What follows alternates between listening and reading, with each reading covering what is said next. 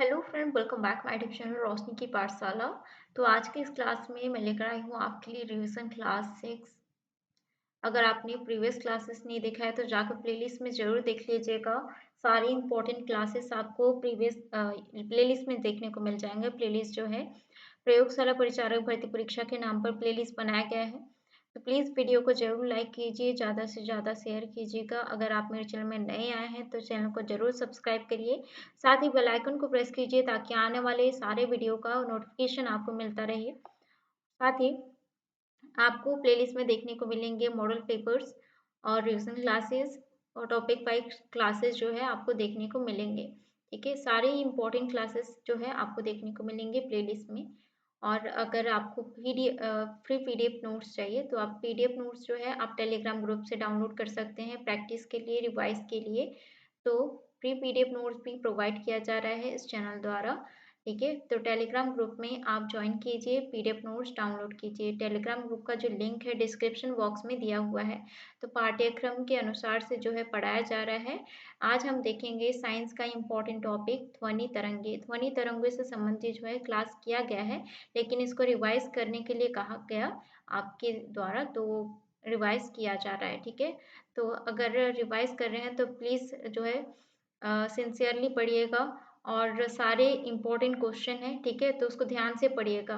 ठीक है, sound wave से जितने भी क्वेश्चन इम्पोर्टेंट हैं वो मैं लेकर आई हूँ आपके लिए। ठीक है, इसका पीडीएफ आपको टेलीग्राम ग्रुप में मिल जाएगा। पहला क्वेश्चन हम देख लेते हैं, ध्वनि तरंगे सर्वाधिक तीव्र गति करती हैं।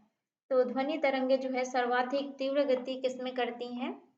कभी आपने बजाकर भी देखा होगा। ठीक है, पानी को बजाकर देखा होगा या फिर पानी में साउंड किया होगा या फिर ठोस में साउंड किया होगा, गैस में साउंड किया होगा।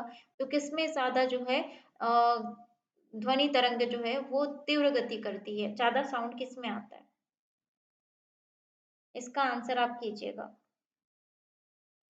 तो देखिएगा, इसका आंसर है ठोस में। ठीक है, ठोस में जो है ध्वनि तरंगे सर्वाधिक तीव्र गति करती हैं। ध्वनि जो है एक यांत्रिक तरंग है जिसे जो है गति करने के लिए माध्यम की आवश्यकता होती है। ध्वनि की गति ठोस में अत्यधिक जो है अ, होती है और फिर उसके बाद तरल में होती है, जल में। जल को आवाज करके देखा होगा। और उसके बाद जो है सबसे कम धीमा आवाज जो है वो गैस में होती है। ठीक है, निर्वात में ध्वनि तरंगे जो है नहीं होती, क्योंकि इसमें जो है ये वैक्यूम है, इसमें कण नहीं होते हैं। नेक्स्ट है ध्वनि नहीं गुजर सकती। तो ध्वनि किसमें नहीं गुजर सकती?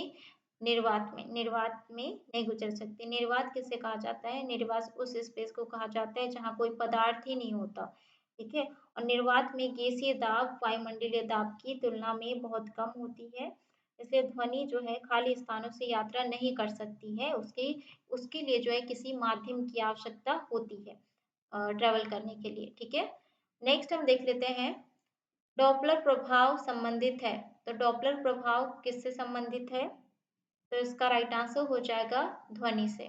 ठीक है, डॉपलर प्रभाव जो है ध्वनि से संबंधित है। जैसे कि यहाँ से एम्बुलेंस है। ठीक है, आपके पास से गुजरा, तो क्या हुआ? आपके पास से गुजरा तो आपके पास जब था, यानी कि ये एम्बुलेंस जो है वो दूर गया। ठीक है, और डॉपलर प्रभाव किसे कहते हैं? एम्बुलेंस जो है दूर गया, तो आपको आवाज कैसे सुनाई दी? धीमी सुनाई दी। ठीक है, धीमी सुनाई दी। और इसमें जो है इसके पास में है एम्बुलेंस। ठीक है, इसके पास से जा रही है तो आवाज कैसे सुनाई देगी? एकदम तेज सुनाई देगी। ठीक है, हाई फ्रीक्वेंसी के साथ। ठीक है, इसको कहा जाता है डॉपलर प्रभाव। मनुष्य को ध्वनि कंपन की अनुभूति किस आवर्ती सीमा में होती है? तो मनुष्य को ध्वनि कंपन की अनुभूति किस आवर्ती सीमा में होती है? तो इसका राइट आंसर हो जाएगा 20 हर्ट्ज से 20,000 हर्ट्ज के बीच। ठीक है, ये आप रेंज देख सकते हैं।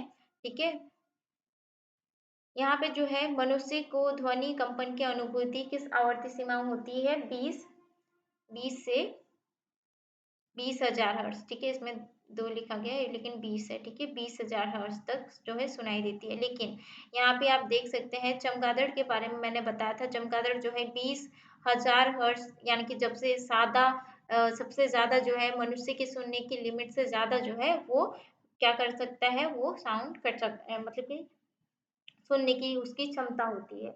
और यहाँ पे हाथी की सुनने की क्षमता कितनी होती है, 20 हर्ट्ज। ठीक है। नेक्स्ट हम देख लेते हैं ध्वनि का तारत्व या पिच किस पर निर्भर करता है। तो किस पर निर्भर करता है तारत्व? तो इसका राइट आंसर हो जाएगा आवृत्ति पर निर्भर करता है। ठीक है। नेक्स्ट क्वेश्चन हम देख लेते हैं। तो यहाँ पे आप देख सकते हैं, जैसे कि आप सीटी बजाते हैं, ठीक है, सीटी का साउंड कैसा होता है, एकदम कान में चुभ जाता है ना। तो उसकी फ्रिक्वेंसी कैसी होती है, फ्रिक्वेंसी ज्यादा होती है। ठीक है। और यहाँ पे लो पिच है, ठीक है, ढोलक में। ठीक है। नेक्स्ट हम देख लेते हैं वायु में ध्वनि की चाल 332 मीटर प्रति सेकंड होती है। यदि दाब बढ़कर दोगुनी कर दी जाए तो ध्वनि की चाल होगी। तो ध्वनि की चाल कितनी होगी, तो इसका राइट आंसर हो जाएगा 332 मीटर प्रति सेकंड ही रहेगी। नेक्स्ट क्वेश्चन है, निम्न में से किस एक में ध्वनि की चाल सबसे तेज होती है। तो किसमें जो है ध्वनि की चाल सबसे तेज होती है, तो इसका राइट आंसर हो जाएगा लकड़ी में सबसे तेज होती है। ठीक है। नेक्स्ट हम देख लेते हैं पराश्रव्य तरंगे वेद ध्वनि कर तरंगे है, यानी कि पराश्रव्य तरंगे वे ध्वनि तरंगे हैं जिनकी आवृत्ति कितनी होती है। तो इसका राइट आंसर हो जाएगा 20,000 हर्ट्ज से अधिक होती है पराश्रव्य तरंगे, जिसको हम जो है सुन नहीं पाते हैं। ठीक है। लेकिन कौन सुन सकता है, चमगादड़। ठीक है। नेक्स्ट हम देख लेते हैं ध्वनि की तीव्रता मापने की इकाई होती है। तो ध्वनि की तीव्रता मापने की इकाई कौन सी होती है, तो इसका राइट आंसर हो जाएगा डेसिबल। ठीक है। डेसिबल से मापा जाता है ध्वनि की तरंगे। नेक्स्ट है मनुष्य के लिए मानक ध्वनि स्तर है। तो मनुष्य के लिए मानक ध्वनि स्तर को कितनी होती है, 60 डेसिबल होती है। नेक्स्ट क्वेश्चन है साधारण बातचीत की ध्वनि की तीव्रता होती है। तो साधारण बातचीत की ध्वनि की तीव्रता कितनी होती है, तो इसका राइट आंसर हो जाएगा 35 से 60 डेसिबल होती है। ठीक है। 35 से इस बीच में होती है। ठीक है। एवरेज होम नॉइस जिसको कहा जाता है। ठीक है। नेक्स्ट हम देख लेते हैं वायु में ध्वनि का वेग में क्या होता है। तो वायु में ध्वनि का वेग में क्या होता है, तो इसका राइट आंसर हो जाएगा तापमान के घटने से क्या होता है, घटता है। ठीक है। वायु में ध्वनि का वेग क्या होता है, तापमान के घटने से घटता है। यहाँ पे आप देख सकते हैं कूलर यानी कि ठंड में जो है, यानी कि तापमान जब घटा साउंड ट्रेवल जो है स्लो हो गया, और जब वो गर्म रहता है यानी कि तापमान जब बढ़ता है तो साउंड ट्रेवल क्या हो जाता है, वो फास्ट हो जाता है। ठीक है। नेक्स्ट हम देख लेते हैं पराश्रव्य तरंगे मनुष्य द्वारा क्या होती है, नहीं सुनी जा सकती है ना। पराश्रव्य तरंगे 20,000 हर्ट्ज से अधिक होती है, इसलिए मनुष्य द्वारा नहीं सुनी जा सकती है। नेक्स्ट है क्रिस्टल की संरचना ज्ञात करने के लिए निम्न में से किसका प्रयोग किया जाता है। तो क्रिस्टल की संरचना ज्ञात करने के लिए निम्न में से किसका प्रयोग किया जाता है, तो इसका राइट आंसर हो जाएगा एक्स किरणों का प्रयोग किया जाता है। सीटी स्कैन के में जो है प्रयोग किया जाता है। तो सीटी स्कैन में क्या प्रयोग किया जाता है, तो इसका राइट आंसर हो जाएगा एक्स किरणों का प्रयोग किया जाता है। नेक्स्ट क्वेश्चन है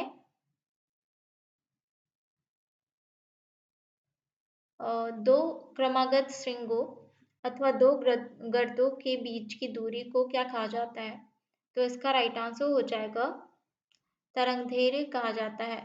नेक्स्ट क्वेश्चन है कौन सी तरंग शून्य में संचरण नहीं करती है। तो कौन सी तरंग है जो शून्य में संचरण नहीं करती है, तो इसका राइट आंसर हो जाएगा ध्वनि तरंगे नहीं करती है। प्रश्रव्य तरंगों को सबसे पहले किसने सीटी बजाकर उत्पन्न किया था। तो प्रश्रव्य तरंगों को सबसे पहले किसने सीटी बजाकर उत्पन्न किया था, तो उसका राइट आंसर हो जाएगा गॉल्टन ने। ठीक है। गॉल्टन ने जो है प्रस्रव्य तरंगों को सीटी बजाकर उत्पन्न किया था। ठीक है। उसका जो सीटी का आवाज जो होता है वो चुभता है, ठीक है। तो नेक्स्ट हम देख लेते हैं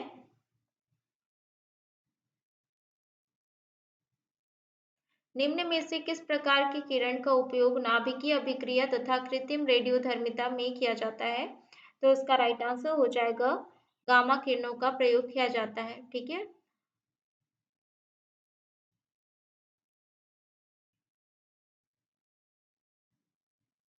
नेक्स्ट क्वेश्चन है शिकार परिपक्षियों या बाधाओं का पता लगाने के लिए चमगादड़ अथवा डॉल्फिन किस परिघटना का प्रयोग करते हैं। तो शिकार पक्षियों या बाधाओं का पता लगाने के लिए चमगादड़ और डॉल्फिन किस परिघटना का जो है प्रयोग करते हैं। तो उसका राइट आंसर हो जाएगा प्रतिध्वनि का निर्धारण करते हैं, ठीक है। तो यहाँ पे जो है प्रतिध्वनि तरंगे से जो है वो क्या करते हैं, अपना शिकार करते हैं। नेक्स्ट हम देख लेते हैं विमानों के आंतरिक भागों की सफाई में किसका उपयोग किया जाता है। तो इसका राइट आंसर हो जाएगा पराश्रव्य तरंगों का उपयोग किया जाता है। जैसे विमान की आंतरिक जो सफाई की जाती है किसके द्वारा की जाती है, पराश्रव्य तरंगों के द्वारा की जाती है। नेक्स्ट क्वेश्चन है निम्न द्रव्यों में से ध्वनि सबसे तेज यात्रा करती है। तो किसमें ज्यादा यात्रा करती है। तो इसका राइट आंसर हो जाएगा, यहाँ पे आप देख सकते हैं स्टील में जो है सबसे ज्यादा अधिक यात्रा करती है, ठीक है। ये आपको याद रखनी है। उसके बाद जो है लोहा सॉरी लकड़ी में करती है।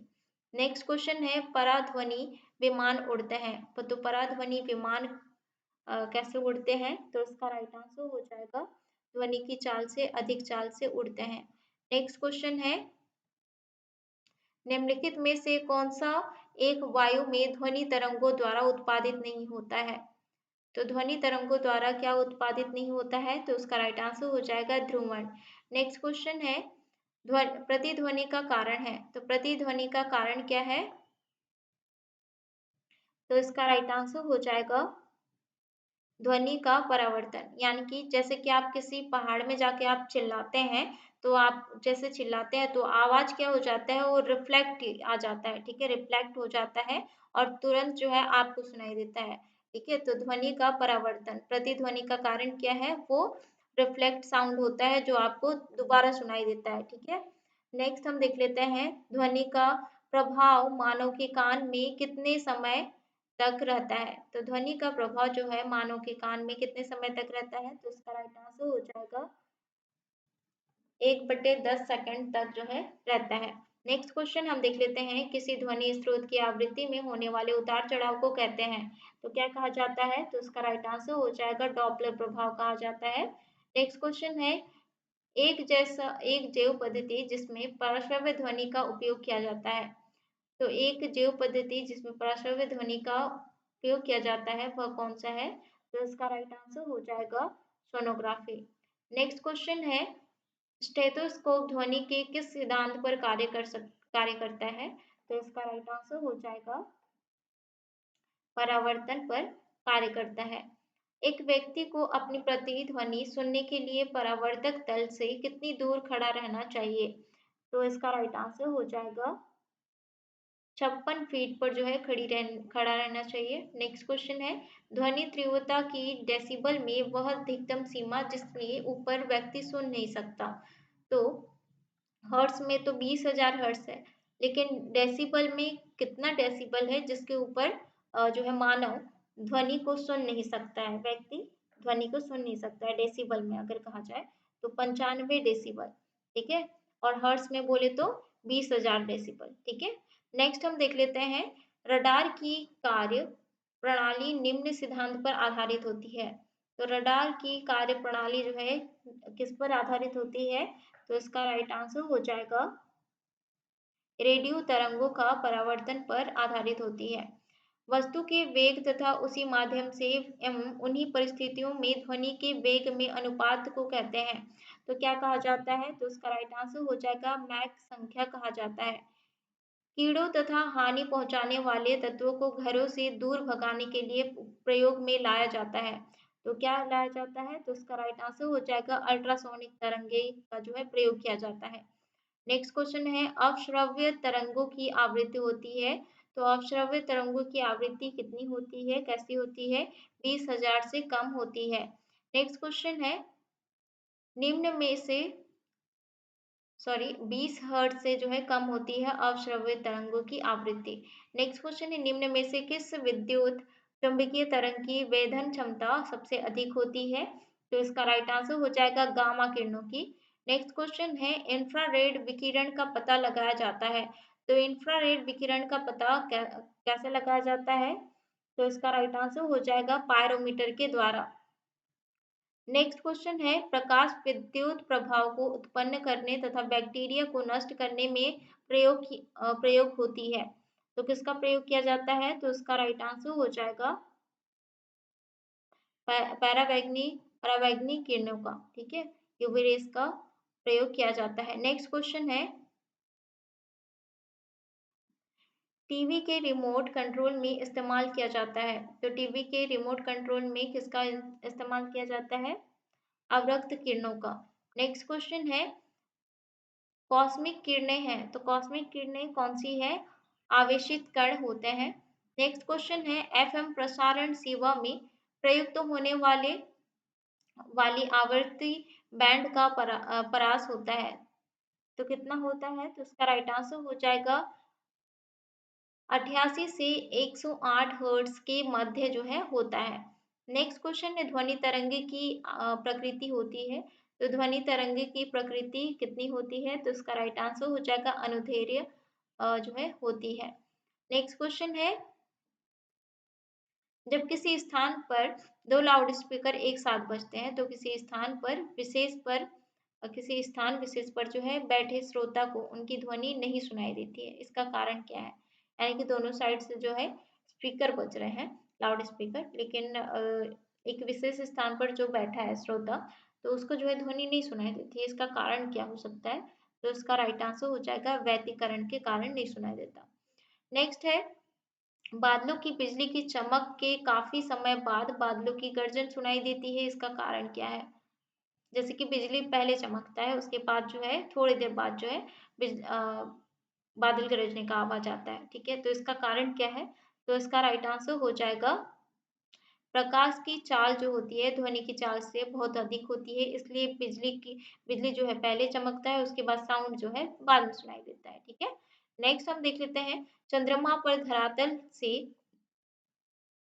दूर विस्फोट सुनाई नहीं पड़ता है। चंद्रमा पर धरातल से दूर विस्फोट क्या होता है? सुनाई नहीं पड़ता है। तो इसका कारण क्या है? तो इसका राइट आंसर हो जाएगा वायुमंडल की अनुपस्थिति के कारण। ठीक है, चंद्रमा पर जो है वायुमंडल नहीं होता। ठीक है, इसी कारण से जो है धरातल से दूर विस्फोट सुनाई नहीं पड़ता है। नेक्स्ट हम देख लेते हैं दूर संचार के लिए प्रयुक्त तरंगे हैं। तो दूर संचार के लिए प्रयुक्त तरंगे कौन सी हैं?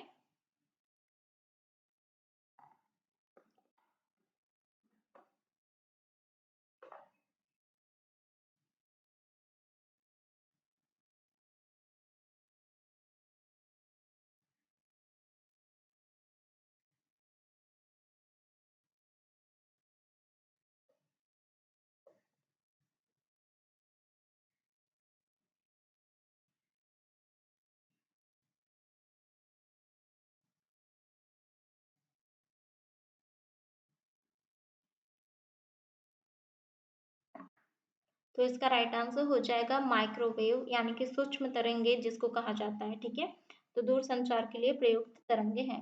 नेक्स्ट क्वेश्चन हम देख लेते हैं सोनार अधिकांशतः प्रयोग में लाया जाता है। तो सोनार जो है अधिकांशतः प्रयोग किस में लाया जाता है? तो इसका राइट आंसर हो जाएगा नौ संचालकों द्वारा। नेक्स्ट क्वेश्चन है निम्नलिखित में से किस प्रकार की तरंग का प्रयोग रात्रि उपकरण में किया जाता है? तो किस प्रकार का तरंग का प्रयोग जो है रात्रि उपकरण में किया जाता है? तो इसका राइट आंसर हो जाएगा अवरक्त तरंगों का प्रयोग किया जाता है। तो ये था आज का इम्पोर्टेंट क्वेश्चन आंसर ध्वनि यानी कि साउंड से संबंधित। तो आज का क्वेश्चन आंसर कैसा लगा, आज का सेट पूरा कैसा लगा, कमेंट करके जरूर बताएं।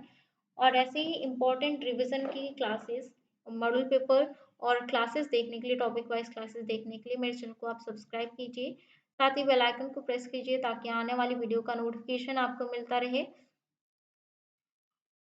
और भी किसी टॉपिक में आप क्लासेस चाहते हैं तो आप कमेंट करके बताइएगा। मिलते हैं नेक्स्ट वीडियो में।